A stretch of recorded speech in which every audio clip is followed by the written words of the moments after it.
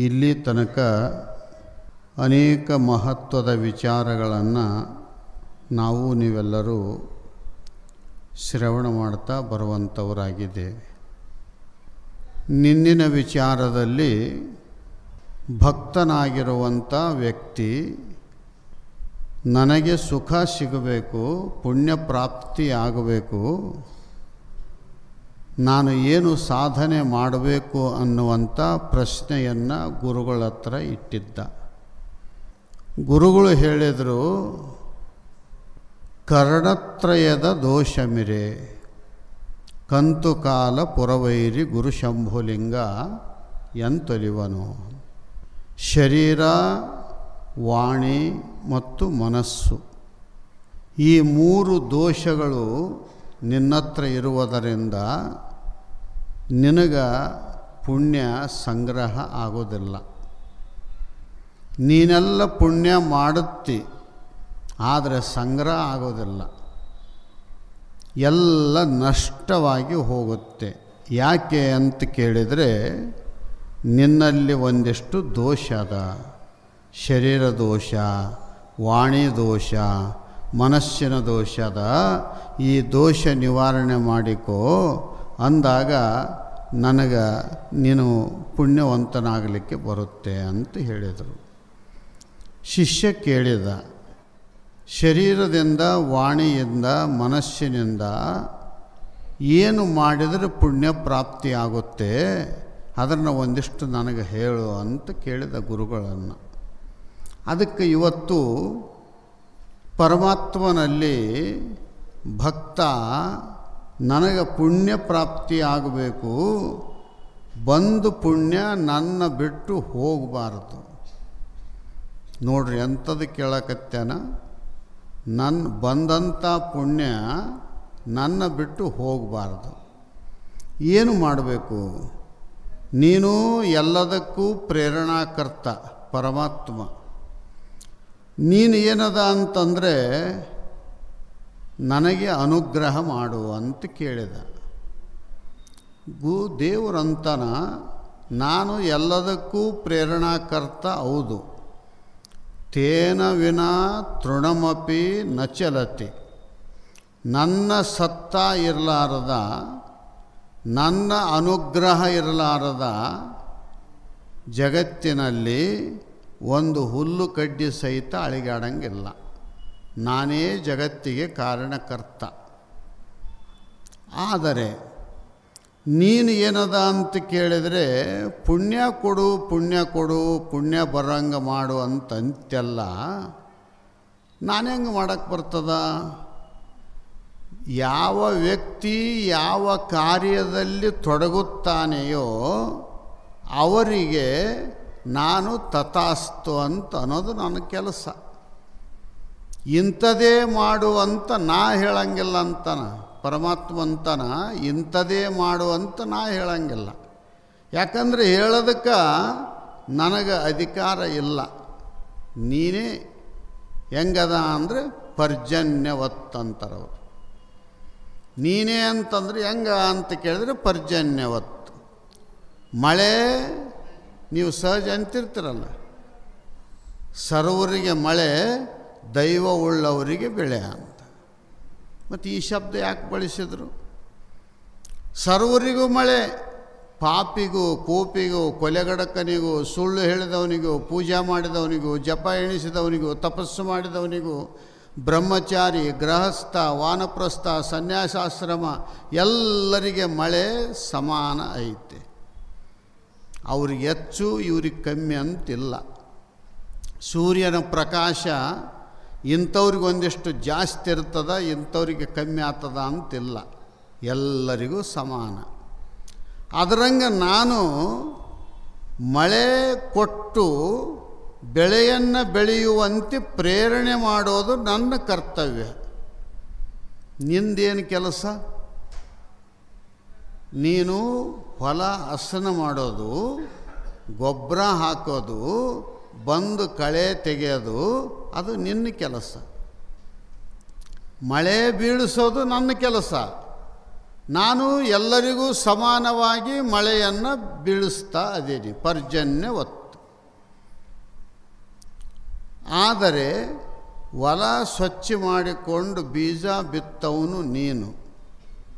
ಗೋಧಿ ಬಿತ್ತಿ ಜೋಳದ ಬೆಳೆ ಬರಲಿ ಅಂದ್ರೆ ಹಂಗಾಗೋದಿಲ್ಲ. ನೀನು ಏನು ಬಿತ್ತಿದ್ದೋ ಅದಕ್ಕೆ ನಾನು ಪ್ರೇರಣೆ ಕೊಡ್ತೇನೆ. ಕೆಲವ್ರು ಏನು ಮಾಡ್ತಾರ ಅಂತ ಕೇಳಿದರೆ ಮುಳ್ಳು ಬೆಳೆಸಿಗೆಂತಾರೆ ಹೊಲದಲ್ಲಿ ಕೆಲಸ ಮಾಡಲಾರ್ದ.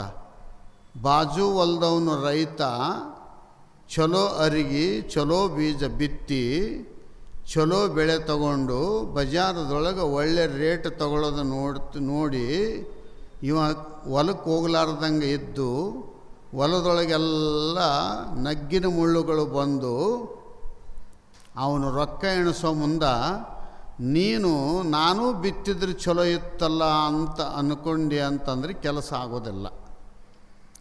ನೀನು ಏನು ಬಿತ್ತಿದ್ದೋ ಅದರನ್ನು ಏನದ ಅಂತ ಕೇಳಿದರೆ ಬೆಳೆ ಬೆಳೆಯುವಂತೆ ಮಳೆ ಬೀಳಿಸೋದು ನನ್ನ ಕರ್ತವ್ಯ.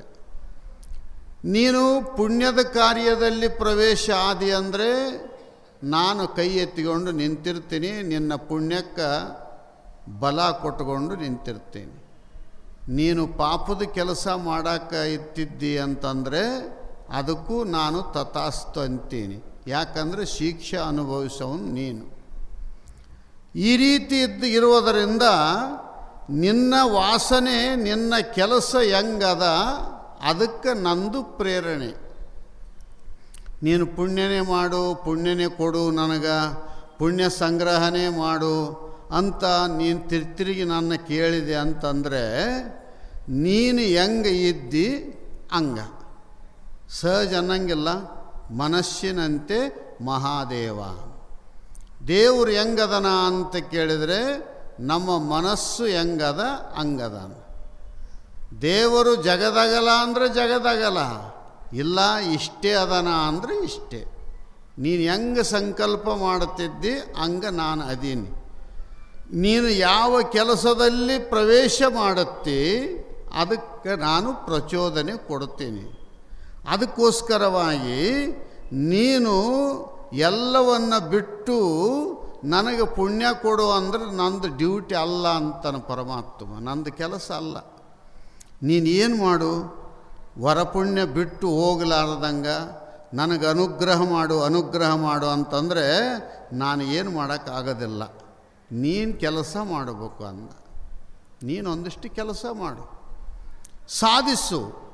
ಶರೀರದಿಂದ, ವಾಣಿಯಿಂದ, ಮನಸ್ಸಿನಿಂದ ನೀನು ಒಂದಿಷ್ಟು ಕಷ್ಟಪಡು, ದುಡಿ. ಒಂದಿಷ್ಟು ಹೆಂಗೆ ಹೊಟ್ಟೆ ಸಲುವಾಗಿ ದುಡಿತೋ ನೆತ್ತಿ ಸಲುವಾಗಿಯೂ ಒಂದಿಷ್ಟು ದುಡಿ.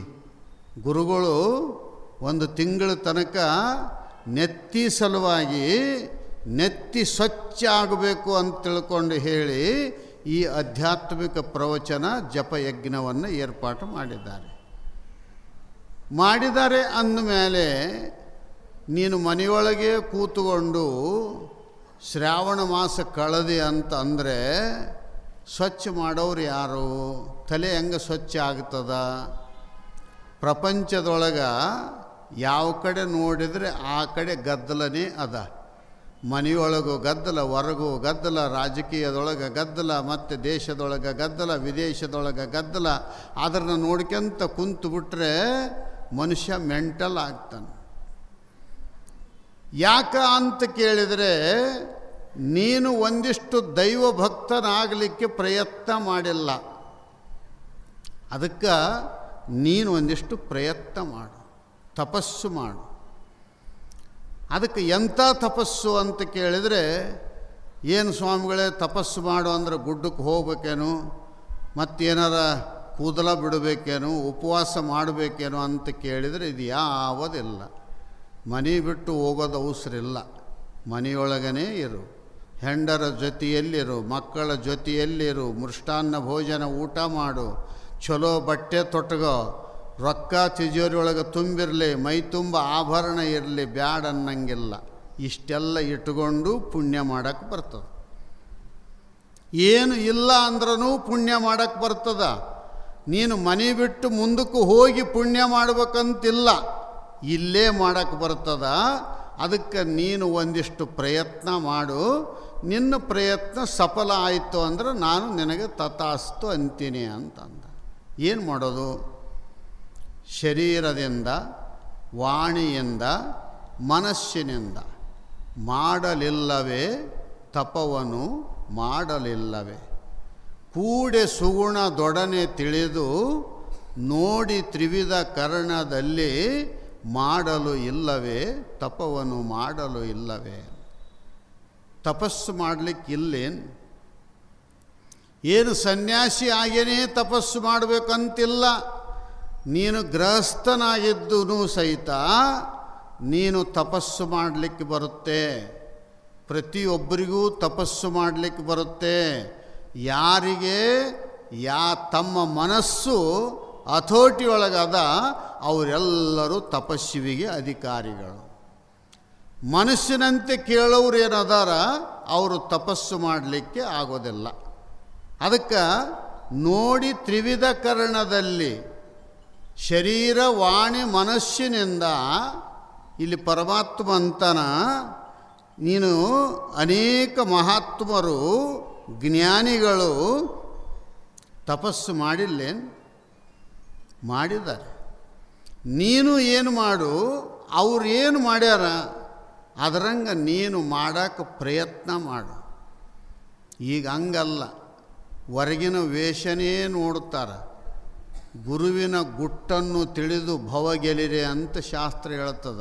ಮ್ಯಾಲೆ ತೊಗಲು ನೋಡಿದರೆ ಭವ ಗೆದಕ್ಕಾಗಂಗಿಲ್ಲ, ಮ್ಯಾಲೆ ಬಟ್ಟೆ ನೋಡಿದರೆ ಜ್ಞಾನ ಪಡ್ಕೊಳ್ಳೋಕ್ಕಾಗೋದಿಲ್ಲ, ಆಸ್ತಿ ಅಂತಸ್ತು ನೋಡಿದರೆ ಪುಣ್ಯ ಪಡ್ಕೊಳ್ಳೋಕ್ಕಾಗಂಗಿಲ್ಲ. ಗುರುವಿನ ಒಳಹೊಕ್ಕು ನೋಡಬೇಕು. ಈ ತೊಗಲು ಕಣ್ಣಿನಿಂದ ನೋಡಿದರೆ ಹೊರಗೆ ತೊಗಲೇ ಕಾಣಿಸ್ತದ.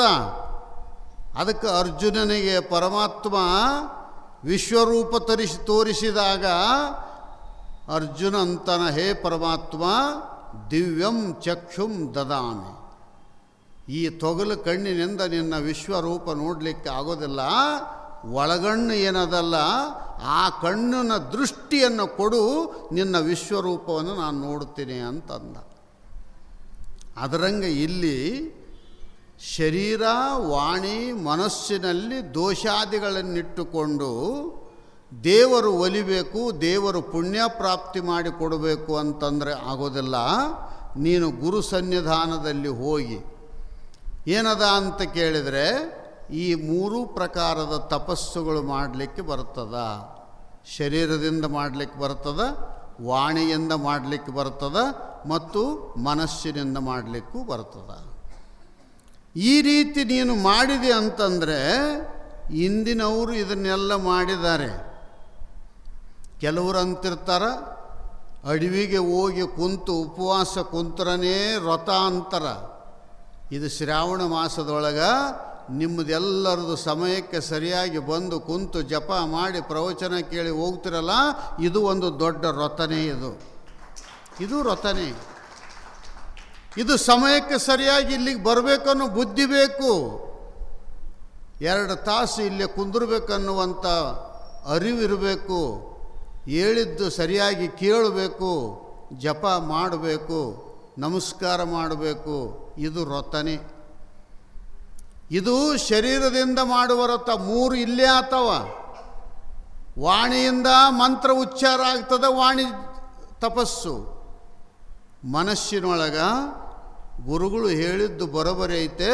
ಜಗತ್ತಿನೊಳಗೆ ಎಲ್ಲರೂ ನಾವು ಒಂದೇ ಅದೀವಿ, ಎಲ್ಲರಿಗೆ ದೇವರು ಸುಖ ಶಾಂತಿ ಕೊಡಲಿ ಅಂತ ಇಷ್ಟು ಕೇಳಿಬಿಟ್ರೆ ಇದು ಮನಸ್ಸಿನ ತಪಸ್ಸು.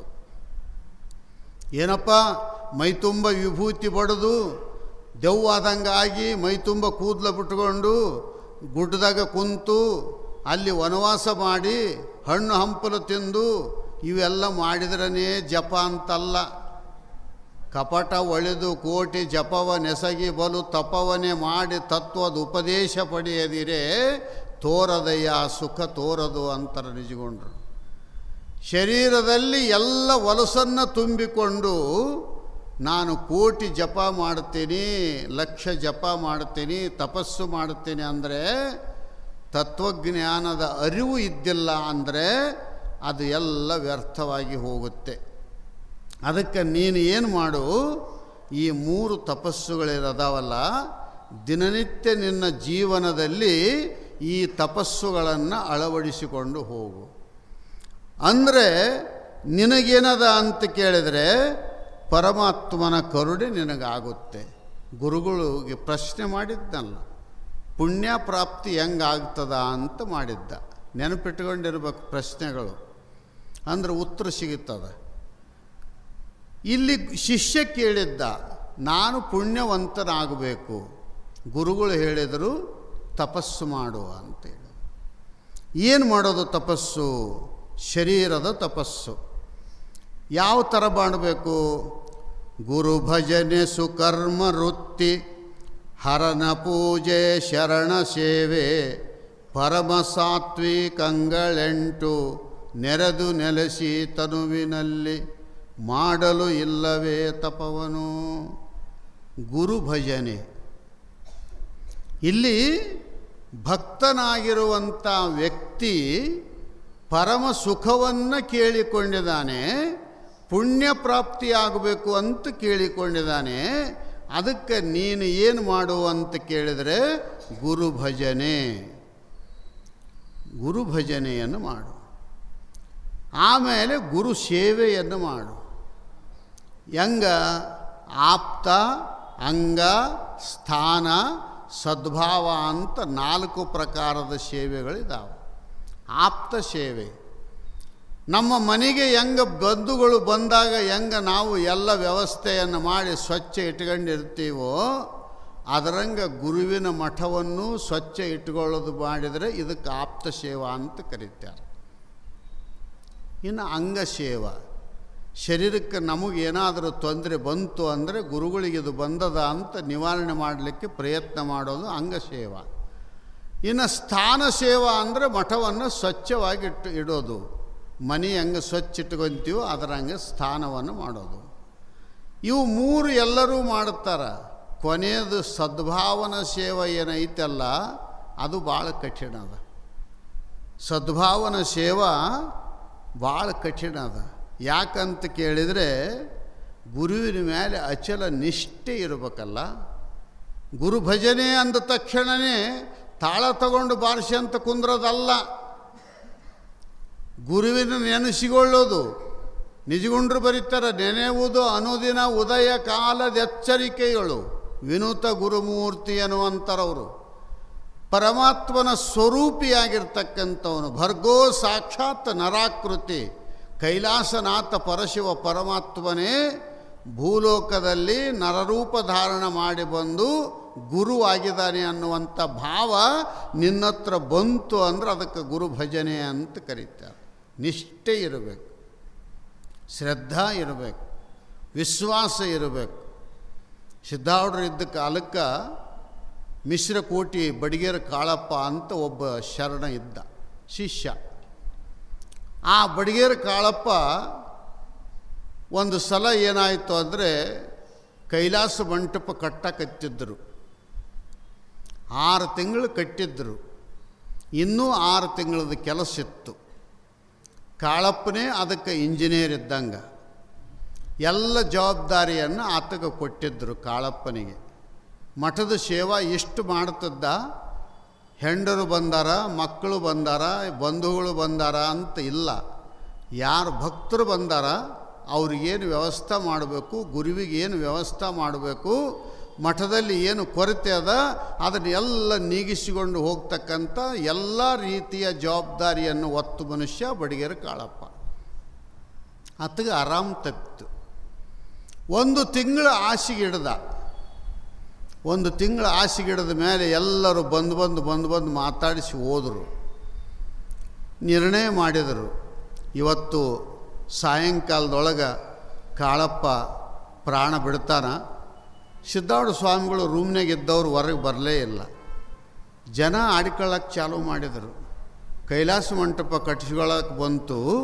ಕಾಳಪ್ಪ ಬಿಕ್ಕಾಕತ್ಯಾನ, ಸಿದ್ಧಾರೂಢ ಸ್ವಾಮಿಗಳು ಇನ್ನೂ ಬಂದು ನೋಡುವಲ್ರು ಅಂತ ಮಾತಾಡ್ತಿದ್ರು ಜನ. ಬಂದು ಸಿದ್ಧಾರೂಢರಿಗೆ ಹೇಳ್ತಿದ್ರು, ಯಪ್ಪ ಹಿಂಗೆ ಅಂತಾರ ಅನವ್ರು ಬಾಯಿ ಮುಚ್ಚಕ್ಕೆ ಹೆಂಗೆ ಆಗ್ತದಪ್ಪ, ಅನವ್ರು ಅನುವಲ್ರಾಕ ಅಂತಂದ್ರು. ಅನುವಲ್ರಾಕ ಇದು ಎಲ್ಲಿಗೆ ಬಂತು ಅಂತ ಕೇಳಿದ್ರೆ, ಅನ್ನನೂ ಬಿಟ್ಟ, ನೀರನೂ ಬಿಟ್ಟ, ಇನ್ನೇನು ಒಂದು 5-10 ನಿಮಿಷದಲ್ಲಿ ಶರೀರ ಬಿಡ್ತಾನ ಅಂತ ನಿರ್ಣಯ ಮಾಡಿದ್ರು ಎಲ್ಲರೂ. ಹೋಗಿ ಒಬ್ಬನು ಶಿಷ್ಯ ಹೇಳಿದ, ಯಪ್ಪ ಕಾಳಪ್ಪ ಹೊಂಟಾನ, ಅದಕ್ಕೆ ಈಗಾರ ಒಂದು ಸ್ವಲ್ಪ ಹೋಗಿ ನೋಡಿ ಆಶೀರ್ವಾದ ಮಾಡಕ್ರಂತ ಬರ್ರಿ ಅಂತ ಕರ್ಕೊಂಡು ಬಂದರು. ಸಿದ್ಧಾರೂಢರನ್ನ ಕರ್ಕೊಂಡು ಬಂದ ಮೇಲೆ ಬಾಗಿಲ್ದಾಗ ನಿಂತಿದ್ದರು. ಕಾಳಪ್ಪ ಕಣ್ಣು ಮುಚ್ಚಿದವನು ತೆರೆದದ್ದಿಲ್ಲ, ಅನ್ನ ಇಲ್ಲ, ನೀರಿಲ್ಲ, 1 ತಿಂಗಳು ಏನದ ಅಂದ್ರೆ ತಟಸ್ಥನಾಗಿದ್ದ, ಕೈಕಾಲು ಅಶಕ್ತತೆ ಆಗಿತ್ತು, ಇನ್ನೇನು ಸಾಯ್ತಾನ ಅಂತಂದಾಗ ಸಿದ್ಧಾರೂಢರು ಬಂದು ಬಾಗಿಲ್ದಾಗ ನಿಂತರು. ಕಾಳ್ಯ ಅಂತಂದರು. ಇವರೆಲ್ಲರೂ ಅಂದರು, ಮಾತೇ ಆಡುವಲ್ಲ, 8 ದಿವಸ ಆಯಿತು, ಬಾಯಾಗ ನೀರು ಹಾಕಿದ್ರೆ ವಾಪಸ್ ಬರ್ತಾವ, ಇವರು ಸ್ವಾಮಿಗಳು ಮಾತಾಡ್ಸಕತ್ತಿರಲ್ಲ ಅಂತಂದು ಜನ ನಿಂತು ನೋಡಕತ್ತಿದ್ರು. ಕಾಳ್ಯ ಅಂದ ತಕ್ಷಣ ಕಣ್ಣು ತೆರೆದ ಮೇಲೆ ಸಿದ್ಧಾರೂಢರು ಒಂದು ಮಾತಂದರು, ಕಾಳ್ಯ ನಿನ್ನ ಜೀವನದೊಳಗೆ ಇವತ್ತು ಒತ್ತು ಮುಳುಗ್ತದಲ್ಲ ಅಂತಂದರು. ನಿನ್ನ ಜೀವನದೊಳಗೆ ಇವತ್ತು ಒತ್ತು ಮುಳುಗ್ತದಲ್ಲ ಅಂತಂದರು. ಕಾಳಪ್ಪ ಏನು ಅನ್ಬೇಕು ಅವಾಗ, ಜ್ಞಾನದ ಸೂರ್ಯ ನೀನು ಎದುರಿಗಿದ್ದಾಗ ಅದ್ರಂಗೆ ನನ್ನ ಜೀವನದಾಗ ಒತ್ತು ಮುಳುಗ್ತದ ಅಂತ ಆತ. ನೀನು ಜ್ಞಾನದ ಸೂರ್ಯ, ಸ್ವಯಂ ಪ್ರಕಾಶ, ನೀನು ಪರಬ್ರಹ್ಮ ಸ್ವರೂಪ, ಭಗವಂತನೇ ಭೂಮಿಗೆ ಇಳಿದು ಬಂದಂಥ ಮಹಾದೇವನೇ ನೀನು ಎದುರಿಗಿದ್ದಾಗ ನನ್ನ ಜೀವನದೊಳಗೆ ಒತ್ತು ಹೆಂಗೆ ಮುಣುಗ್ತದ ಅಂತಂದು. ಎಷ್ಟು ಧೈರ್ಯ ಇದ್ದಿರಬೇಕು, ಎಷ್ಟು ಗುರುವಿನಲ್ಲಿ ನಿಷ್ಠೆ ಇಟ್ಟಿರಬೇಕು. ಆವಾಗ ಸಿದ್ಧಾರೂಢರು ಅಂದರು, ಕಾಳ್ಯ ಅಕಸ್ಮಾತ್ ಇವತ್ತು ನೀನು ಪ್ರಾಣ ಬಿಟ್ಟಿ ಅಂತಂದರೆ ನಿನ್ನೇನು ಸೃಷ್ಟಿ ಮಾಡ್ಯಾರಲ್ಲ ಬ್ರಹ್ಮ ವಿಷ್ಣು ಮಹೇಶ್ವರ, ಅವರು 3 ಮಂದಿ ಬಂದು ಕೈಲಾಸ ಮಂಟಪ ಕಟ್ಟಡ ಮುಗಿಸ್ಬೇಕಾದಿತ್ತು ಅಂತ ಇವರು ಅಂದರು. ಅವ್ರು ಬರ್ತಾರೆ, ನೀನೇ ಮುಗಿಸ್ಬೇಕು, ಇಲ್ಲ ಅಂದ್ರೆ ಅವ್ರು ಬಂದು ಕಟ್ತಾರೆ ಇದನ್ನ ಅಂತಂದರು. ಅಂದಮೇಲೆ ಪಾದ ತೊಳೆದು ತೀರ್ಥ ಹಾಕಿ ಅಂಜಬೇಡ ಅಂತ ಹೇಳಿದರು. ಅವತ್ತ ಎದ್ದು ಕುಂತ ಮೇಲೆ ಏನದ ಅಂದರೆ ಸಿದ್ಧಾರೂಢ ಸ್ವಾಮಿಗಳು ಅಂದರು, ಕಾಳ್ಯ ಇನ್ನೂ 6 ತಿಂಗಳ ಆಯುಷ್ಯದ ನಿಂದು, 6 ತಿಂಗಳದೊಳಗೆ ನೀನು ಕೈಲಾಸ ಮಂಟಪದ ಎಲ್ಲ ಕೆಲಸ ಮುಗಿಸ್ಬೇಕು ಅಂತ ಹೇಳಿದರು. ಆಯ್ತರಪ್ಪ ಅಂತಂದ. 6 ತಿಂಗಳದೊಳಗೆ ಎಲ್ಲ ಮುಗಿಸಿ ಕಳಸಾರೋಹಣ ಆಯಿತು. ನಾಳಿನ ದಿವಸ ಏನದ ಅಂದ್ರೆ 6 ತಿಂಗಳು ಮುಗಿಯಕತ್ತಿತ್ತು. ಸಿದ್ಧಾರೂಢ ಸ್ವಾಮಿಗಳು ಏನದ ಅಂತ ಕರೆದ್ರು, ಕಾಳಪ್ಪನ ಕರ್ಕೊಂಬರ್ರಿ ಅಂತ ಹೇಳಿದರು. ಕಾಳಪ್ಪ ಬಂದ. ಏನ್ರಪ್ಪ ಅಂತ ಕೇಳಿದ. ಏನೂ ಇಲ್ಲ, ನಿನಗೆ 6 ತಿಂಗಳು ಟೈಮ್ ಇತ್ತು, ನಾಳೆ ಬೆಳಿಗ್ಗೆ ಪ್ರಾತಃ ಕಾಲದ ಸಮಯದಲ್ಲಿ ನೀನು ಹೊರಡ್ಬೇಕೇನು, ನಾನು ರೆಡಿ ನಾನು ಅಂದಾತ. ಇದು ಗುರುಭಜನೆ. ಇದಕ್ಕೆ ಗುರುಭಜನೆ ಅಂತಾರ. ಸುಮ್ಮನೆ ತಾಳ ತಗೊಂಡು ಬಾರಿಸೋದಲ್ಲ, ಸುಮ್ಮನೆ ಕುಣಿದಾಡೋದಲ್ಲ, ಏನೋ ಒಂದಿಷ್ಟು ವಿಭೂತಿ ಹಚ್ಚೋದಲ್ಲ, ಗಂಧ ಹಚ್ಚೋದಲ್ಲ, ಕುಂಕುಮ ಹಚ್ಚೋದಲ್ಲ, ಏನಾರ ನಾಟಕ ಮಾಡೋದಲ್ಲ. ಗುರುವಿನ ಮೇಲೆ ಅಚಲ ನಿಷ್ಠೆ ಇದ್ದದ್ದೇ ಗುರುಭಜನೆ. ನೀನು ಪಾಪ ನಿವಾರಣೆ ಆಗಬೇಕು ಅಂದರೆ ನೀನು ಜಗತ್ತನ್ನು ನಂಬಿದ್ದಿ, ಜಗತ್ತನ್ನು ನಂಬಿದಷ್ಟು ಗುರುವಿನ ನಂಬು ನೀನು, ಸಾಕು, ನಿನಗೆ ಪುಣ್ಯ ಪ್ರಾಪ್ತಿ ಆಗ್ತದೆ. ನೀನು ಏನು ಕಳ್ಕೊಳ್ಳೋದು ಬೇಡ. ಏನಾರ ಕೊಡೋದೈತೇನೋ ತಗೊಳ್ಳೋದೈತೇನಂತ ಕೇಳಿರಿ. ಅಕ್ಕ ಮಹಾದೇವಿ ಅಂತಾಳ, ತನುವನಾಂ ಕೊಡಲೆ ಮಲಮೂತ್ರದ ಆಲಯವು, ಮನವನಾಂ ಕೊಡಲೆ ಮಂಗನಂತಿಹುದು, ಧನವನಾಂ ಕೊಡಲೆ ಮೂವಿದದ ದುಃಖಬಹುದು. ಗುರುವೇ ಚನ್ನಮಲ್ಲಿಕ ಅರ್ಜುನ, ನಾನು ನಿನಗೇನು ಕೊಡಂದೆ? ಪುನಃ ಪುನಃ ನಿನ್ನ ಧ್ಯಾನ ಮಾಡೋದು, ನಿನ್ನ ಸೇವೆ ಮಾಡೋದು, ನಿನ್ನ ದರ್ಶನ ಮಾಡಿಕೊಳ್ಳೋದು ಒಂದು ಬಿಟ್ಟರೆ ನನಗೆ ಕೊಡೋದಕ್ಕೆ ಏನು ಇಲ್ಲ ಅಂತ ಹೇಳಿದಾಳೆ ಅಕ್ಕ ಮಹಾದೇವಿ ತಾಯಿ. ಆ ಪ್ರಕಾರದಲ್ಲಿ ನೀನು ಶರೀರದಿಂದ ಗುರುವಿನಲ್ಲಿ ಅಚಲವಾದ ವಿಶ್ವಾಸ ಇಡು, ನಂಬಿಕೆ ಇಡು, ಶ್ರದ್ಧಾ ಇಡು, ಭಕ್ತಿ ಇಡು. ಇಷ್ಟು ಮಾಡಿದೆ ಅಂದರೆ ನಿನಗೆ ಪುಣ್ಯ ಪ್ರಾಪ್ತಿಯಾಗುತ್ತೆ. ಆ ಪುಣ್ಯದಿಂದ ಸದ್ಗತಿ ಸಿಗುತ್ತೆ. ಸದ್ಗತಿ ಸಿಕ್ತು ಅಂದರೆ ನೀನು ಮುಕ್ತ ಸ್ವರೂಪನೇ ನೀನಾಗುತ್ತೆ ಅಂತ. ಅದಕ್ಕೆ ಗುರು ಭಜನೆ ಮುಖ್ಯ ಅದ. ಇದನ್ನು ಭಜನೆ ಮಾಡೋದು ಬಿಟ್ಟು ನಾವು ದಿನನಿತ್ಯ ಸಂಸಾರದ್ದೇ ಭಜನೆ ಮಾಡುತ್ತೀವಿ. ಈ ಭಜನೆ ನಮಗೇನು ಲಾಭ ಇಲ್ಲ, ಸಂಸಾರದ ಭಜನೆನೇ ನಮಗೆ ಲಾಭ ಐತೆ ಅಂತ ಅಂದರೆ ನಾವು ಅಡ್ಡದಾರಿ ಹಿಡ್ದಂಗೆ. ಒಂದು ಊರಾಗ ಒಬ್ಬ ಹೆಣ್ಮಗಳಿಗೆ ಮದುವೆ ಮಾಡಿದ್ರು. ಇದ್ದದ್ರೊಳಗೆ ಒಂದಿಷ್ಟು ಶ್ರೀಮಂತರು ಇದ್ದರು, ಬಂಗಾರ ಗಳಿಸಿದ್ರು, ಬಟ್ಟೆ ಗಳಿಸಿದ್ರು, ಆಸ್ತಿ ಗಳಿಸಿದ್ರು. ಆ ಹೆಣ್ಮಗಳಿಗೆ ಏನೋ ಒಂದು ರೋಗ ಬಂದು ಆ ಹೆಣ್ಮಗಳು ತೀರಿಕೊಂಡ್ಳು. ತೀರಿಕೊಂಡ ಮೇಲೆ ಏನದ ಅಂತ ಕೇಳಿದ್ರೆ 1 ವರ್ಷ ಆಗಿತ್ತು. ಇವತ್ತಿನ ದಿವಸನೇ ತೀರಿಕೊಂಡಳ ಅಂತ ತಿಳ್ಕೊಂಡು ಆಕೆ ಕಟ್ಟಿಗೆ ಕುಂತು ಅಳಕತ್ತಿದ್ಲು ತಾಯಿ. ಇವ ಒಬ್ಬ ಭಿಕ್ಷುಕ ಅಂದ್ರೆ ಅವನೊಬ್ಬನು ನಾಟಕೀಯ ಭಿಕ್ಷುಕ. ಅವ ಊರು ತುಂಬ ಅಡ್ಡಾಡಿದ. ಬಿಸಿಲು, ಬ್ಯಾಸಿಗೆ ಬಿಸಿಲು, ಕಾಲು ಸುಡಕತ್ತಿದ್ದವು. ಯಾರೂ ಒಂದು ತುತ್ತು ಅನ್ನ ಹಾಕಲಿಲ್ಲ. ಅವನಿಗೆ ಬಿಸಿಲಾಗಿ ತಿರುಗಾಡಿ ಸಾಕಾಗಿತ್ತು. ಲಾಸ್ಟಿಗೆ ಕೊನೆ ಮನೆ ಅಂತ ಈ ಮನೆಗೆ ಏನಾರು ಸಿಗ್ತದ ಅಂತ ಬಂದ್ರೆ ಈಕೆ ಹತ್ಗಂತ ಕುಂತಿದ್ಲು. ಈಕೆ ಹತ್ಗಂತ ಕುಂತದ್ದು ನೋಡಿ ಬಹುತಿ ಭಿಕ್ಷಾಂದೇಹಿ ಅಂತ ಅಂದವನು. ಅಂದ್ರೆ ಏನದ ಅಂತ ಕೇಳಿದ್ರೆ ಈಕೆ ಸಿಟ್ಟಿಗೆದ್ಲು. ನಂದು ನನಗಾಗ್ಯದ, ನೀನೆಲ್ಲಿಂದ ಬಂದ್ಯಾ ಅಂತ ಆಕೆ ಅಂದ್ಲು. ನನಗೂ ಮಗಳು ಸತ್ತು 1 ವರ್ಷ ಆಗ್ಯದ, ನೀನೆಲ್ಲಿಂದ ಬಂದಿ ಅಂತ ಕೇಳಿದಾಗ ಇವನು ಊರು ತುಂಬ ಅಡ್ಡಾಡಿದ್ದ, ಯಾರು ನೀಡಿದ್ದಿಲ್ಲ. ಇವ ಅಂದ ಸುಡುಗಾಡದಿಂದ ಬಂದಿನಿ ಅಂದ. ಇವನು ಬಿರುಸು ಮಾತಾಡಿದ. ಎಲ್ಲಿಂದ ಬಂದಿದ್ದಿ ನೀನು, ಯಾಕೆ ಮೂಲಾಗಿದ್ದಿ ನಮ್ಮ ಮನೆಗೆ ಅಂತೇಳಿ ಆಕೆ ಅಂದ್ರೆ ಸುಡುಗಾಡದಿಂದ ಬಂದಿನಿ ಅಂದ. ಆಕೆ ಅಳದು ಬಿಟ್ಲು. ಸುಡುಗಾಡದಿಂದ ಬಂದಿದ್ದ್ಯಾ ನೀನು ಅಂದ್ರೆ ನಮ್ಮ ಮಗಳು ಆರಾಮದಾಳಿಲ್ಲ ಅಂತ ಈಕೆ ಕೇಳಿದ್ಲು. ನೋಡ್ರಿ, ಸತ್ತು 1 ವರ್ಷ ಆಗ್ಯದ. ಇವ ಅಂದ ಇದು ಉದ್ರಿಗಿರಾಕಿದ್ದಂಗೆ ಅದ, ಇಲ್ಲಿ ಏನಾದ್ರು ಸಿಗ್ತದ ಅಂತ ಅಂದ. ಹೌದು, ನಾನು ಅಡ್ಡಾಡ್ಕೊಂತ ಹೋದಾಗ ನಿಮ್ಮ ಮಗಳು ಅಂದ್ಲು ಮದುವೆ ಆಗಿತ್ತಂತ ಆಕಿಗೆ ಅಂತ ಅಂದಾಜು ಮೇಲೆ ಅಂದ ಇವನು. ಹೌದು ಅಂತ ಈಕೆ ಅಂದ. ಅದೇನೋ 5 ತೊಲೆದು ಬಂಗಾರ ತಾಳಿ ಸಾಮಾನು ಮಾಡಿಸಿದ್ರಿ ಅಂತಲ್ಲ, ಅದು ಕುಣೆ ಗಿಡ ಮುಂದೆ ಅದನ್ನು ಬಿಚ್ಚಿಕೊಂಡ್ರಿ ಅಂತ, ಕೊಳ್ಳಾಗ ಹಾಕಿದ್ದು ಸರ ಬಿಚ್ಚಿಕೊಂಡ್ರಿ ಅಂತ, ಕೈಯಾಗ ಹಾಕಿದ್ದು ಬಳೆಗಳು ಬಿಚ್ಚಿಕೊಂಡ್ರಿ ಅಂತ, ಪೀತಾಂಬರ ಸೀರೆ ಇದ್ದು ಅಂತಕ್ಕೆ ನೀವು ಎಲ್ಲ ಟ್ರಂಕಿನಾಗ ಮಡಿಸಿಟ್ರಿ ಅಂತ ನೀವು ಯಾವ ಕೊಟ್ಟಿಲ್ಲ ಅಂತೇಳಿ ನನ್ನ ಮುಂದೆ ಅಳಕತ್ತಿದ್ಲು. ನಿಮ್ಮೂರಿಗೆ ಹೋದ್ರೆ ನಿಮ್ಮ ಮನೆಗೆ ಭೇಟಿ ಆಯ್ತೀನಿ ಅಂತ ಹೇಳಿ ಬಂದೀನಿ, ಇದೇನು ನಿಮ್ಮ ಮನೆ ಅಂತ ಅವನು ಕೇಳಿದ. ಆವಾಗ ಆಕೆ ಅಂತಾಳ, ಅಳದು ಬಿಟ್ಲು, ಮುಖ ಒರೆಸ್ಕೊಂಡ್ಲಕ್ಕಿ. ಹೌದು, ನೀ ಹೇಳಿದ್ದೆಲ್ಲ ಬರೋಬರಿ. ಕಾಲಾಗ ಮಾಡಿಸಿದ್ದೀವಿ, ಕೊಳ್ಳಾಗ ಮಾಡಿಸಿದ್ದೀವಿ, ಕಿವ್ಯಾಗ ಮಾಡಿಸಿದ್ದೀವಿ, ಎಲ್ಲ ಮಾಡಿಸಿದ್ದೀವಿ. ರೇಷ್ಮೆ ಸೀರೆ 10,000 ರೂಪಾಯಿಗೆ ಒಂದೊಂದು ತಂದಿದ್ವಿ. ಅವೆಲ್ಲ ಇಲ್ಲೇ ಇಟ್ಟೇನೆ ನಾನು. ಮತ್ತು ನಿಮ್ಮ ಮಗಳಂತ ಹಂಗೆ ಅಂದಾಳ. ಮತ್ತು ಅಕಸ್ಮಾತ್ ನೀನು ಏನಾದ ಕೊಡ್ತೀನಿ ಅಂತಂದ್ರೆ ಒಯ್ದು ನಿಮ್ಮ ಮಗಳಿಗೆ ಮುಟ್ಟಿಸ್ತೀನಿ ಅಂದ. ಇಲ್ಲೇ 5 ನಿಮಿಷದಾಗ ರೆಡಿ ಮಾಡ್ತಾನೆ ಅಂದ್ಲಾಕಿ. ದೊಡ್ಡದು ಒಂದು ಟ್ರಂಕ್ ರೆಡಿ ಮಾಡಿದ್ಲು. ಪೀತಾಂಬರ ಸೀರೆ ಇಟ್ಲು, ತಂದು ಬಂಗಾರ ಇಟ್ಲು, ಮಗಳದು ಬಂಗಾರ ಇಟ್ಲು, ಎಲ್ಲ ಸಾಮಗ್ರಿ ಇಟ್ಟು ಟ್ರಂಕ್ ಕೀಲಿ ಹಾಕಿ ಏನದ ಅಂದ್ರೆ ಕೀಲಿ ಕೈ ತಗಂತ ಅವನ ಕೈಯಾಗ ಕೊಟ್ಟು ಹೋಗಿ ಬಾರಪ್ಪ, ಮತ್ತು ನಿಮ್ಮಮ್ಮ ಆರಾಮದ ಹೆಂಗದಾಳಂತ ಕೇಳಿದ್ರೆ ಆರಾಮದಾಳಂತ ಹೇಳಂತ ಹೇಳಿದ್ಲಿಕ್ಕೆ. ಇವ ಹೋದ, ಒತ್ಕೊಂಡು ಹಿಂದಕ್ಕೆ ನೋಡ್ಕೊಂತ ಮುಂದಕ್ಕೆ ಹೋದ. ಮುಂದಕ್ಕೆ ಓಡೋದ್ರೊಳಗೆ ಇವನು ಗಂಡ ಹೊಲಕ್ಕೆ ಹೋಗಿದ್ದ, ಇವನು ಬಂದ. ಅವತ್ತೇನದ ಅಂದ್ರೆ ನಕ್ಕಂತ ಕುಂತ್ಕೊಂಡಿದ್ಲು.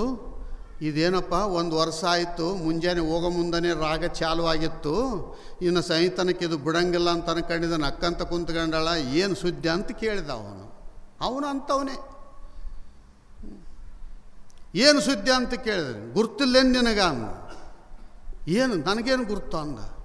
ಅಲ್ಲ, ಮಗಳು ಸ್ಮಶಾನದೊಳಗೇನದ ಅಂತ ಕೇಳಿದರೆ ಭಿಕ್ಷುಕನಿಗೆ ಭೇಟಿ ಆಗಿದ್ಲಂತ.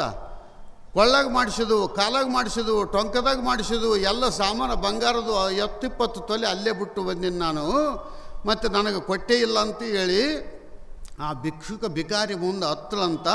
ಅವನು ಬಂದಿದ್ದ, ನಾನು ಅಳಕತ್ತಿದ್ದೆ. ನೀನೆಲ್ಲಿಂದ ಬಂದೆ ಅಂತ ನಾನು ಅಂದೆ, ಸುಡುಗಾಡದಿಂದ ಬಂದೀನಿ ಅಂತ ಅಂದ.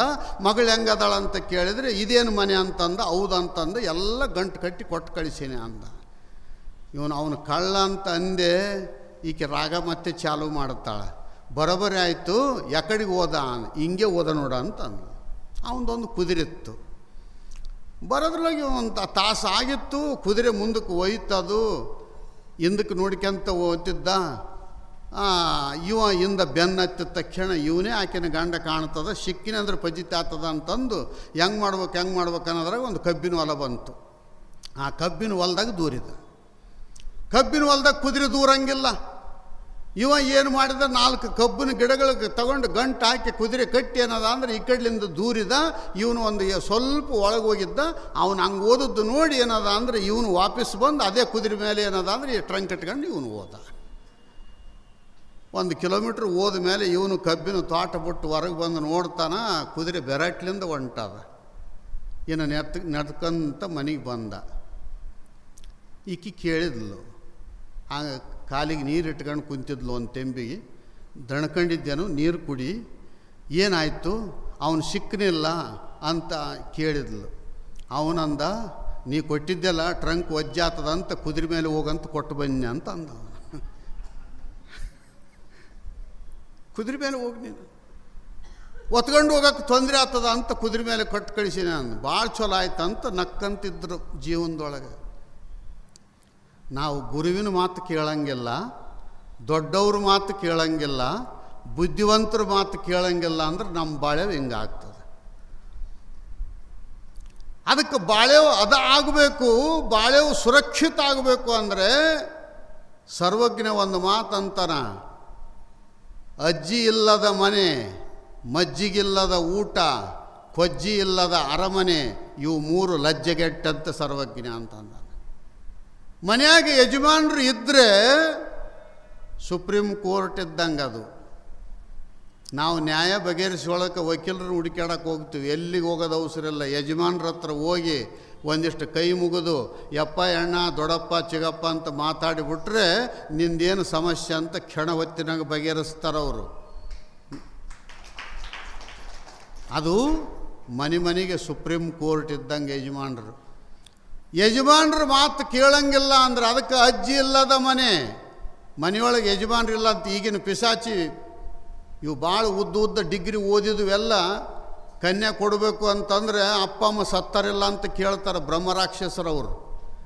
ಮತ್ತು ಅವ್ರು ಹೆಂಗೆ ಜೀವನ ಮಾಡಿದ್ದಾರು? ಅಪ್ಪ ಅಮ್ಮ ಇರಲಾರ್ದ ಹುಟ್ಟಿದ್ರ, ಅಪ್ಪ ಅಮ್ಮನ ಮಾರ್ಗದರ್ಶನ ಇರಲಾರ್ದ ಬುದ್ಧಿವಂತನಾದನ ಇವನು ಡಿಗ್ರಿ ಬರಲಿಕ್ಕೆ ಕಾರಣ ಯಾರು? ಇವನಿಗೆ ಬೆಳೆಸಲಿಕ್ಕೆ ಕಾರಣ ಯಾರು? ಇವನ ಸುಂದರ ದೇಹ ಕಾಣಬೇಕು ಹೊರಗ ಅಂದರೆ ರಕ್ಷಣೆ ಮಾಡಿದವರು ಯಾರು? ಸ್ವಲ್ಪರ ಎಚ್ಚರಿಕೆ ಬೇಕು. ಅದಕ್ಕೆ ಸರ್ವಜ್ಞ ಅಂದನ, ಅಜ್ಜಿ ಇಲ್ಲದ ಮನೆ, ಕೊಜ್ಜಿ ಇಲ್ಲದ ಅರಮನೆ, ದಾಸಿ ಇರಲಾರದ ಅರಮನೆ ವೇಸ್ಟು. ಮನೆಯೊಳಗೆ ಯಜಮಾನ್ರಿಲ್ಲ ಅಂದರೆ ಆ ಮನೆ ನರಕ ಯಾತನೆ. ಊಟಕ್ಕೇನದ ಅಂದರೆ ಮಜ್ಜಿಗೆ ಬೇಕು. ಯಾಕ ಅಂತ ಕೇಳಿದ್ರೆ, ನೀನು ಅಕಸ್ಮಾತ್ ಹೆಚ್ಚು ಕಡಿಮೆ ಏನಾರ ಉಂಡಿದ್ದಿ ಅಂತಂದರೆ ಒಂದು ಸ್ವಲ್ಪ ಮಜ್ಜಿಗೆ ಮೇಲೆ ಬಿತ್ತು ಅಂದ್ರೆ ಅದು ಅಡ್ಜಸ್ಟ್ಮೆಂಟ್ ಮಾಡ್ತದೆ ಒಳಗೆ ಹೋಗಿ. ಅದಕ್ಕೆ ಇವು 3 ಜೋಡಿಸ್ಯಾರ ಅವರು, ಅಜ್ಜಿ, ಕೊಜ್ಜಿ, ಮಜ್ಜಿಗೆ. ನೆನಪಿಟ್ಕೊಂಡಿರ್ಬೇಕು. ಯಾರು ಮತ್ತೆ ವೃದ್ಧಾಶ್ರಮಕ್ಕೆ ಕಳಿಸೋರು ಇದ್ರಿ ಅಂದರೆ ನಾಳೆ ಪ್ರವಚನಕ್ಕೆ ಕರ್ಕೊಂಬರ್ರಿ ಅವ್ರನ್ನ, ಕಳಿಸೋರನ್ನ ಹೋಗೋರನ್ನ. ಅದಕ್ಕೇನದ ಅಂತ ಕೇಳಿದರೆ, ಗುರು ಭಜನೆ ಅಂದರೆ ನೀನು ಗುರುವಿನಲ್ಲಿ ಅಚಲವಾದ ನಿಷ್ಠೆ ಇಡೋದು. ನೀನು ಅದನ್ನು ಬಿಟ್ಟು ಯಾರ ಮೇಲಾರ ಇಡ್ತೀನಿ ಅಂತ ಅಂದೆ ಅಂದರೆ ನಿನಗೆ ದುಃಖ ಪ್ರಾಪ್ತಿಯಾಗುತ್ತೆ ಹೊರತು ಪುಣ್ಯ ಪ್ರಾಪ್ತಿ ಅಂತಕ್ಕಂಥದ್ದು ನಿನಗೆ ಬರಲಿಕ್ಕೆ ಸಾಧ್ಯ ಇಲ್ಲ. ಅದಕ್ಕೆ ನೀನು ಏನು ಮಾಡು ಅಂತ ಕೇಳಿದರೆ ಒಳ್ಳೆಯದನ್ನು ಮಾಡು. ಎಂಥದ್ದು ಒಳ್ಳೆಯದು, ಯಾವುದು ಒಳ್ಳೆಯದು ಅಂದರೆ ಗುರುಗಳ ಹತ್ರ ಹೋಗೋದು, ಗುರು ಸೇವಾ ಮಾಡೋದು, ಆಮೇಲೆ ಏನದ ಅಂದರೆ ಅವರಿಂದ ಬರುವಂಥ ಮಾತು ಕೇಳೋದು, ಕೇಳಿ ಮನೆಗೆ ಹೋದ ಮೇಲೆ ಅವುಗಳನ್ನು ನೆನೆಸಿಕೊಳ್ಳೋದು. ನೆನೆಸಿಕೊಂಡು ನಮ್ಮ ಸಂಸಾರದಲ್ಲಿ ಸುಖವೇ ಬರಲಿ ದುಃಖವೇ ಬರಲಿ ಗುರುವಿನ ಮಾತು ನೆನಪು ಇತ್ತು ಅಂತಂದರೆ ಸಂಸಾರ ಹಗರಾಗ್ತದೆ, ಒಜ್ಜೆ ಆಗಂಗಿಲ್ಲ. ಕೆಲವ್ರು ಕೇಳಕ್ಕೆ ಬರ್ತಿರ್ತಾರೆ, ಸಂಸಾರ ಭಾಳ ಒಜ್ಜಾಗ್ಯದ. ಯಾಕೆ ಒಜ್ಜಾಗ್ಯದ? ಅಜ್ಞಾನದಿಂದ ಒಜ್ಜಾಗ್ಯದ. ಯಾರ ಡ್ಯೂಟಿ ಅವ್ರು ಮಾಡಿಕೊಂಡು ಹೋದ್ರೆ ಆಯಿತು ಅಂತಕ್ಕಂಥ ಬುದ್ಧಿ ಮಾತು ಗುರುಗಳಿಂದ ಹಿರಿಯರಿಂದ ನೀನು ಕೇಳಿ ಅದನ್ನು ಅನುಕರಣೆ ಮಾಡಿದೆ ಅಂದರೆ ಸಂಸಾರ ಸಸಾರ ಆಗ್ತದೆ. ನಡಬರಕ್ಕೆ ಪೂಜೆ ಇರ್ತದಲ್ಲ ಸಂಸಾರ, ಅದು ಸಸಾರ ಆಗ್ತದೆ. ಪೂಜೆ ತೆಗಿಬೇಕು, ನಿಷ್ಠೆ ಇಡಬೇಕು. ಅದಕ್ಕೆ ಗುರು ಭಜನೆ. ಇದು ಗುರು ಭಜನೆ ಅಂದರೆ ಏನೂ ಮಾಡೋದಲ್ಲ.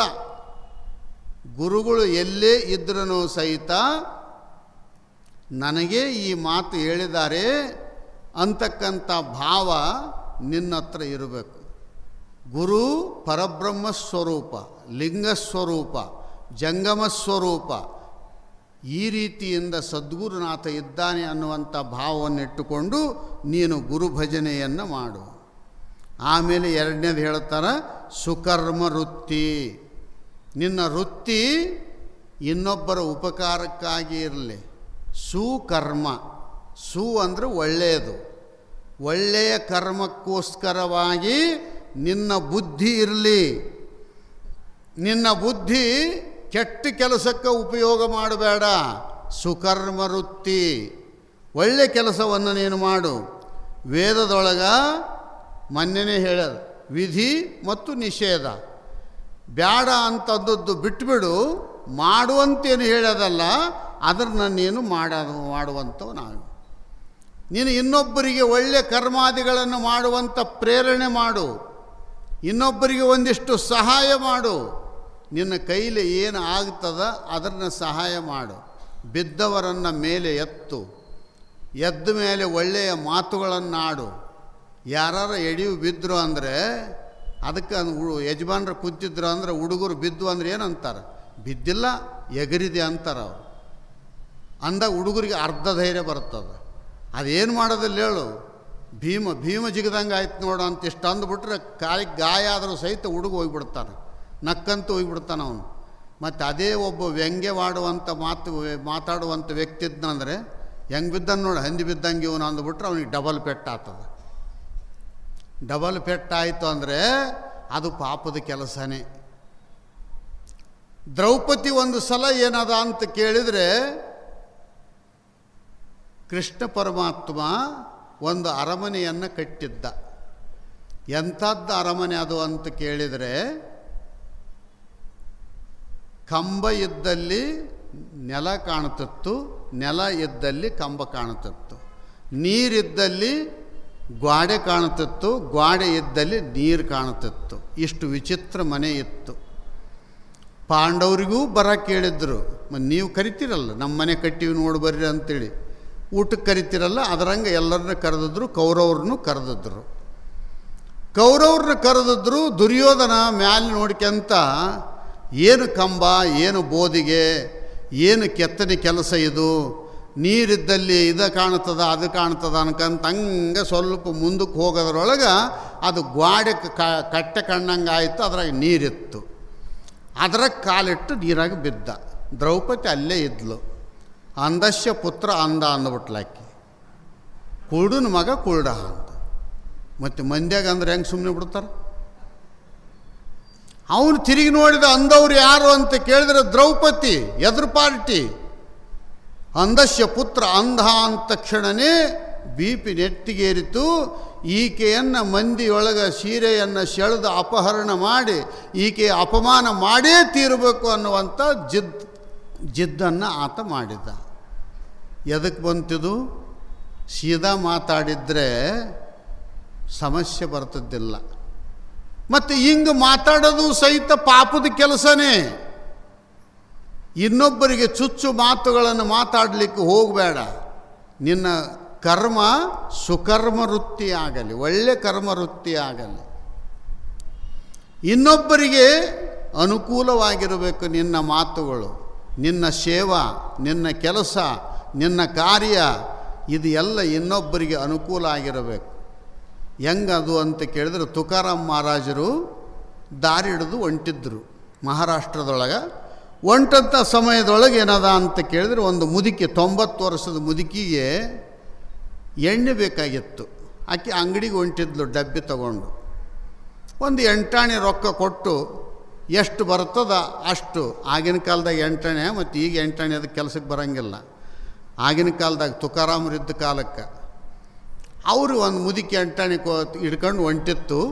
ಹಿಂಗೆ ನೋಡಿತು, ತುಕಾರಾಮ್ ಮಹಾರಾಜ್ ಹೊಂಟಿದ್ದಂಗೆ ಅದಾನ. ನನಗೆ ಅಷ್ಟು ದೂರ ಅಂಗಡಿ ತನಕ ಹೋಗಂಗೆ ಆಗಂಗಿಲ್ಲ. ಅದಕ್ಕೆ ತುಕಾರಾಮ, ನನಗೊಂದಿಷ್ಟು ಎಣ್ಣೆ ಬೇಕಾಗ್ಯದ ಅಡಿಗೆ, ದೇವ್ರಿಗೆ ದೀಪ ಹಚ್ಚೋದಕ್ಕೆ. ಇದೊಂದು 8 ಆಣೆ ದುಡ್ಡು ಅದ, ತಗೊಂಡು ಹೋಗಿ ಎಣ್ಣೆ ಹಾಕ್ಸ್ಕೊಂಡು ಬಾ ಅಂತಂದ. ಆ 8 ಆಣೆ ಎಣ್ಣೆ 8 ದಿವಸ ಆತಿತ್ತು. ತುಕಾರಾಮ್ ಮಹಾರಾಜ ಬಂದಾನ ಅಂತ ತಿಳ್ಕೊಂಡು ಹೇಳಿ ಅಂಗಡಿಯವ್ರು ಏನದ ಅಂದ್ರೆ ಅವ್ರೇನು ಲಾಭ ತಗೋಬೇಕಾಗಿತ್ತು, ಆ ಲಾಭ ತಗೊಳ್ಳಾರ್ದಂಗೆ ಎಣ್ಣೆ ಒಂದಿಷ್ಟು ಜಾಸ್ತಿ ಹಾಕಿ ಕೊಟ್ಟರು. ಅವರು ಏನದ ಅಂದ್ರೆ ಸಂತರನ್ನು ನೋಡಿ, ಮಹಾತ್ಮರನ್ನು ನೋಡಿ, ಮಹಾತ್ಮರಿಗೆ ಒಂದಿಷ್ಟು ದಾನ ಧರ್ಮ ಪರೋಪಕಾರ ಮಾಡಬೇಕು ಅನ್ನುವಂಥ ಬುದ್ಧಿಯಿಂದ ಮತ್ತಷ್ಟು ಎಣ್ಣೆ ಹಾಕಿ ಕೊಟ್ಟು ಕಳಿಸಿದರು. ತಂದು ಮುದುಕಿ ಕೈಯಾಗಿ ಕೊಟ್ಟರು. ಮುದುಕಿ ಅದು ಡಬ್ಬಿ ಒಜ್ಜಿತ್ತು. ನಾನು 8 ಅಂತ ಹೇಳೀನಿ, ಎಷ್ಟು ತಂದಿರಬೇಕು ಅಂತ ತಿಳ್ಕೊಂಡು 8 ದಿವಸ ಆಗುವಂಥ ಎಣ್ಣೆ 15 ದಿವಸ ಆಯಿತು.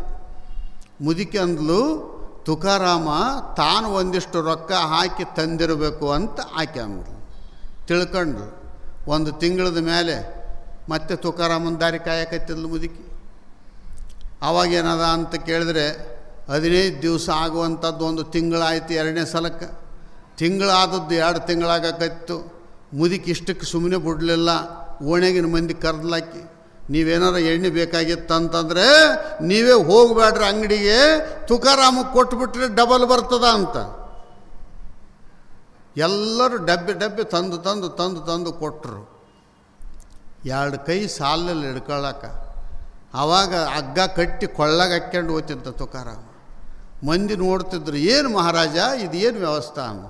ಏನೂ ಇಲ್ಲ, ಅಂಗಡಿಗೆ ಹೋಗಿ ಎಣ್ಣೆ ತಂದು ಕೊಡು ಅಂತ ಹೇಳ್ಯಾರ, ಅದಕ್ಕೆ ಕೊಡಾಕತ್ತೀನಿ ಅಂತ ತಿಳ್ಕೊಂಡು ಹೇಳ್ತಿದ್ದ. ಈ ಥರದಿಂದ ಏನದ ಅಂತ ಕೇಳಿದರೆ 2 ಕೈ ಕೊಳ್ಳೊಳಗೆ ತುಂಬ ಎಲ್ಲ ಡಬ್ಬಿಗಳನ್ನು ಹಾಕಿಕೊಂಡು ಅವ್ರಿಗೆ ಎಣ್ಣೆ ತಂದು ಕೊಡ್ತಿದ್ದ. ರೊಕ್ಕಿತಂದೇನಲ್ಲ, ರೊಕ್ಕ ಅವ್ರದ್ದು ತಂದು ಕೊಡುವಂಥದ್ದು ಸೇವಾ. ಇದು ಏನದ ಅಂದರೆ ಎಷ್ಟೋ ಕಾಲದವರೆಗೆ ನಡೀತಿದ್ದು, ದಿನನಿತ್ಯ ಇದು ನಡೀತು. ಆದರೆ ಒಲ್ಲೆ ಅಂತ ಅನ್ನಲಿಲ್ಲ. ಇದನ್ನು ಯಾಕೆ ಹೇಳಕತ್ತೀವಿ ಅಂತ ಕೇಳಿದರೆ, ಇದು ಇನ್ನೊಬ್ಬರಿಗೆ ಉಪಕಾರ ಮಾಡತಕ್ಕಂಥದ್ದು ಶರೀರದ ತಪಸ್ಸು. ವಯೋವೃದ್ಧರಾಗಿರುವಂಥವರನ್ನು ಅವರು ಯೋಗಕ್ಷೇಮ ನೋಡ್ತಕ್ಕಂಥದ್ದು ನಿನ್ನ ಕರ್ತವ್ಯ. ಅದಕ್ಕೆ ನೀನು ಏನದ ಅಂತ ಕೇಳಿದರೆ ಆ ಪ್ರಕಾರವಾಗಿ ಇನ್ನೊಬ್ಬರಿಗೆ ಉಪಕಾರಿಯಾಗಿರು, ಅಪಕಾರಿ ಆಗಬೇಡ. ಮುದುಕರು ಅವ್ರಿಗೊಂದಿಷ್ಟು ಆಸರಾಗು. ನಿನ್ನನ್ನು ದೊಡ್ಡವನನ್ನಾಗಿ ಮಾಡಿದ್ದಾರೆ, ನೀನು ಒಂದಿಷ್ಟು ಅವರಿಗೆ ಆಸರ ಆದೆ ಅಂದರೆ ದೇವರಂತನ ನಾನು ಮಾಡುವ ಕೆಲಸವನ್ನು ಅವನು ಮಾಡಲಿಕ್ಕತ್ತಿದ್ದಾನ, ಅವನಿಗೆ ಸದ್ಗತಿ ಪ್ರಾಪ್ತಿ ಆಗಲಿ ಅಂತ ದೇವರಂತಾನೆ. ಮುದುಕರಿಗೆ, ಯಾರೇ ಮುದುಕರು ಇರಲಿ, ದಾರಿ ಒಳಗೆ ಹೋಗ್ತಿರಲಿ, ಬಿದ್ದಿರಲಿ, ಏನೇ ಆಗಿರಲಿ, ಅವ್ರಿಗೇನು ಬೇಕು ಒಂದಿಷ್ಟು ವ್ಯವಸ್ಥೆ ಮಾಡಿ ಕೊಟ್ಟೆ ಅಂತಂದರೆ ಅದು ಒಳ್ಳೆಯ ಕರ್ಮ, ಸುಕರ್ಮ ವೃತ್ತಿ. ಈ ಪ್ರಕಾರವಾಗಿ ನೀನು ಮಾಡುವಂಥವನಾಗು. ಈ ಪ್ರಕಾರ ಮಾಡಿದೆ ಅಂತಂದರೆ ಅದು ಒಳ್ಳೆಯದಾಗ್ತದ. ಅದಕ್ಕೆ ವ್ಯತಿರಿಕ್ತವಾಗಿ ಬಿದ್ದವರನ್ನು ನೋಡಿ ಹಂಗೆ ಮುಂದಕ್ಕೆ ಹೋಗ್ತೀನಿ ಅಂತ ಅಂದೆ ಅಂತಂದರೆ ನೀನು ಪಾಪದ ಕಾರ್ಯ ಮಾಡಿದಂತೇನೆ. ನಿನಗೆ ದೇಹ ಕೊಟ್ಟಿದ್ದಾನೆ ಪರಮಾತ್ಮ, ಸದೃಢವಾದ ದೇಹ, ಸದೃಢವಾದ ಮನಸ್ಸು, ಸದೃಢವಾದ ಬುದ್ಧಿ, ಇಷ್ಟೆಲ್ಲ ಅದ ಅಂದಮೇಲೆ ಶರೀರದಿಂದ ಇನ್ನೊಬ್ಬರಿಗೆ ಉಪಕಾರಿಯಾಗಿರು. ಅವನು ಏನಾರು ಮಾತಾಡ್ತಿದ್ದ ಅಂದರೆ ಒಳ್ಳೆ ಮಾತುಗಳನ್ನು ಅವನಿಗೆ ಹೇಳು. ಇದು ಸುಕರ್ಮ ವೃತ್ತೇನೆ. ಬುದ್ಧಿ ಮಾತು ಹೇಳೋದು ಸುಕರ್ಮ ವೃತ್ತೇನೆ. ಅಡ್ಡದಾರಿಗೆ ಹೋಗ್ತಕ್ಕಂಥವನನ್ನು ಬಿಡಿಸಿ ಒಳ್ಳೆ ಮಾರ್ಗಕ್ಕೆ ಕಳಿಸೋದು ಸಹಿತ ಸುಕರ್ಮ ವೃತ್ತೇನೆ. ಅದಕ್ಕೆ ನೀನು ಈ ಪ್ರಕಾರವಾಗಿ ಒಳ್ಳೆಯ ಕರ್ಮಾದಿಗಳನ್ನು ನೀನು ಮಾಡಿಕೊಂತ ಇರು. ಆ ಕರ್ಮಾದಿಗಳಿಂದ ನಿನಗೆ ಪುಣ್ಯ ಪ್ರಾಪ್ತಿ ಆಗುತ್ತೆ. ಗುರು ಭಜನೆ ಸುಕರ್ಮ ವೃತ್ತಿ. ಒಳ್ಳೆಯ ಕರ್ಮ ವೃತ್ತಿ ಇರಬೇಕು, ಕೆಟ್ಟದ್ದು ನಿನ್ನಿಂದ ಆಗಬಾರದು.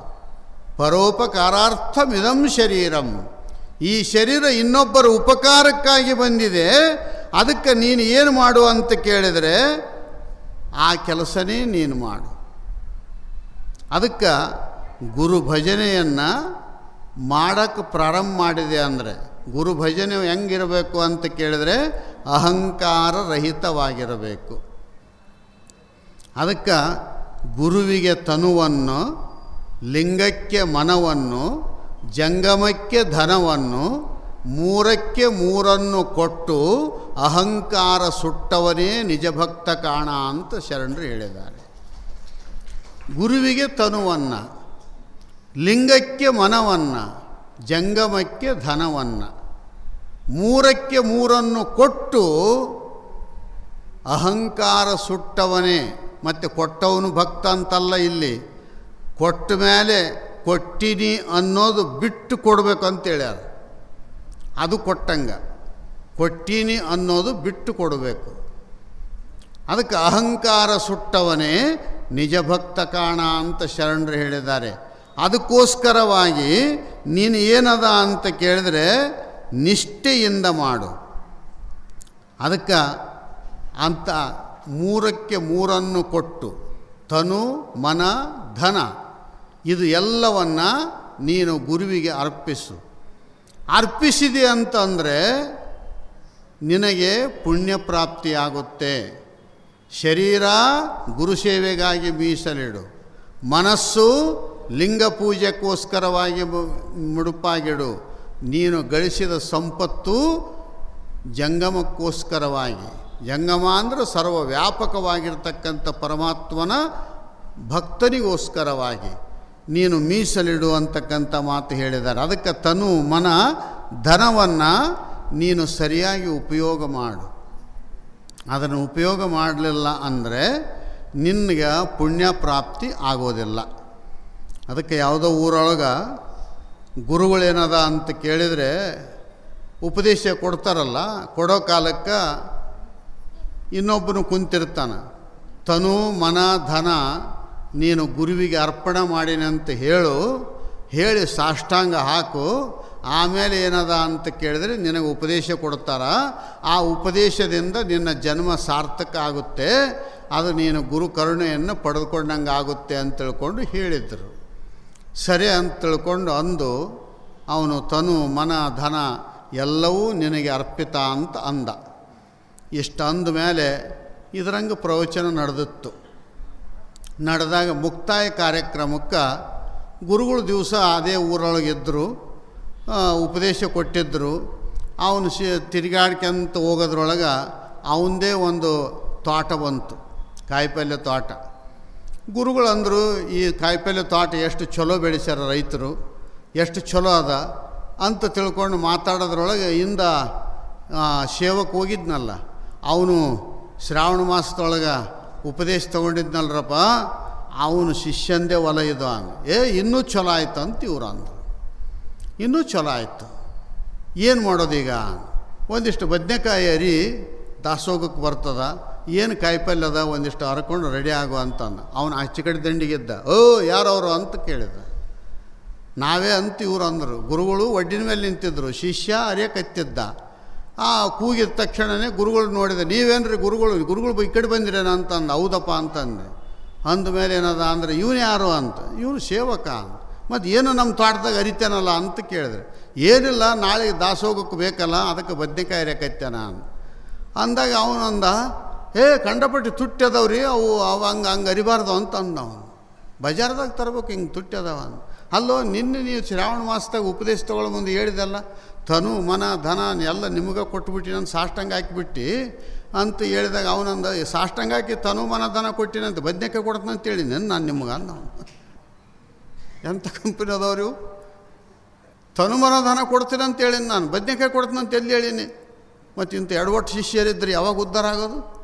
ಇವ್ರಿಗೆ ಶಾಸ್ತ್ರ ಎಷ್ಟು ಹೇಳ್ಬೇಕು, ಇವ್ರು ಎಷ್ಟು ಜಪ ಮಾಡಿದ್ರೇನು, ತಪಸ್ಸು ಮಾಡಿದ್ರೇನು, ದಾನ ಧರ್ಮ ಮಾಡಿದ್ರೇನು, ಏನು ಪ್ರತಿಫಲ ಇಲ್ಲ. ಪಾಪದ ಗುಣ ಅಂತಕ್ಕಂಥದ್ದು ವ್ಯಾಪಕವಾಗಿ ನರಕ ದುಃಖವನ್ನು ಅನುಭವಿಸಬೇಕಾಗುತ್ತೆ. ಅದಕ್ಕೆ ಗುರುವಿಗೆ ತನುವನ್ನು, ಲಿಂಗಕ್ಕೆ ಮನವನ್ನು, ಜಂಗಮಕ್ಕೆ ಧನವನ್ನು, ಮೂರಕ್ಕೆ ಮೂರನ್ನು ಕೊಟ್ಟು ಅಹಂಕಾರ ಸುಟ್ಟವನೇ ನಿಜಭಕ್ತ ಕಾಣ ಅಂತ ಶರಣರೇನು ಹೇಳಿದ್ದಾರೆ.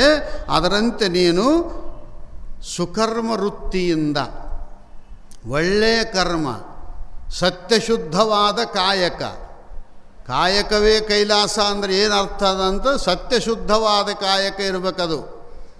ಅದು ಏನಾರ ಮಾಡಿದರೆ ಕಾಯಕ ಅಲ್ಲ, ಇನ್ನೊಬ್ಬರಿಗೆ ಮೋಸ ಮಾಡೋದನ್ನು ಕಾಯಕ ಅಂತ ಅನ್ಬೇಕಾಗ್ತದ. ಅದಕ್ಕೆ ಸತ್ಯಶುದ್ಧವಾಗಿರಬೇಕು, ಸತ್ಯವಾಗಿರಬೇಕು, ಅದು ಶುದ್ಧವಾಗಿರಬೇಕು. ಅಂದಾಗ ಆ ಕಾಯಕವೇ ನಿನಗೆ ಕೈಲಾಸ ಪ್ರಾಪ್ತಿ ಮಾಡಿಕೊಡುತ್ತೆ. ಅದರಂತೆ ಇಲ್ಲಿ ಗುರುಪೂಜೆ, ಗುರುಸೇವೆ, ಸುಕರ್ಮ ವೃತ್ತಿ, ಗುರು ಭಜನೆ, ಸುಕರ್ಮ ವೃತ್ತಿ, ಇವು ಎರಡನ್ನು ಏನದ ಅಂತ ಕೇಳಿದರೆ ಪ್ರತಿಯೊಬ್ಬ ವ್ಯಕ್ತಿಗಳು ಅಳವಡಿಸಿಕೊಂಡಾಗ ಪುಣ್ಯ ಪ್ರಾಪ್ತಿ ಅಂತಕ್ಕಂಥದ್ದಾಗುತ್ತೆ. ಅದಕ್ಕೋಸ್ಕರವಾಗಿ ದೇವರನ್ನು ನಾವು ಪ್ರೀತಿ ಮಾಡ್ತೀವಿ, ಆದರೆ ದೇವರು ನಮ್ಮನ್ನು ಪ್ರೀತಿ ಮಾಡಬೇಕು. ದೇವರು ನಮ್ಮ ಕಡೆಗೆ ಒಳ್ಳೆ ನೋಡಬೇಕು ಅಂತಂದರೆ ಅಲ್ಲಿ ಒಳ್ಳೆಯ ವಿಚಾರಗಳು ನಿನ್ನ ಹತ್ರ ಇರಬೇಕು. ಬೇರೆ ಬೇರೆ ವಿಚಾರಗಳು ತಲೆಯೊಳಗಿಟ್ಕೊಂಡು ನೀನು ಎಲ್ಲೋ ಹೋಗ್ತೀನಿ, ಭಜನೆ ಮಾಡ್ತೀನಿ, ಪೂಜೆ ಮಾಡ್ತೀನಿ ಅಂದರೆ ಫಲ ಸಿಗಲಿಕ್ಕೆ ಸಾಧ್ಯ ಇಲ್ಲ. ಅದಕ್ಕೋಸ್ಕರವಾಗಿ ಗುರು ಭಜನೆ, ಸುಕರ್ಮ ವೃತ್ತಿ, ಇದು ಶರೀರ ತಪಸ್ಸಿನ 2 ಮಾತುಗಳು. ಇನ್ನು 2 ಮಾತದಾವೆ. ಪರಮಾತ್ಮ ಹರಪೂಜೆ, ಶರಣರ ಸೇವೆ, ಇವು 2. ಹರಪೂಜೆನೂ ಶರೀರ ತಪಸ್ಸು, ಶರಣರು ಸತ್ಪುರುಷರು ಮಹಾತ್ಮರ ಸೇವನೂ ಸಹಿತ ಇಲ್ಲಿ ಏನದ ಅಂತ ಕೇಳಿದರೆ ಶರೀರದ ತಪಸ್ಸು. ಆ ವಿಚಾರವನ್ನು ನಾಳಿನ ದಿವಸ ನಿಮ್ಮೆಲ್ಲರಿಗೆ ಪ್ರತಿಪಾದನೆ ಮಾಡ್ತದ ಅಂತ ಹೇಳಿ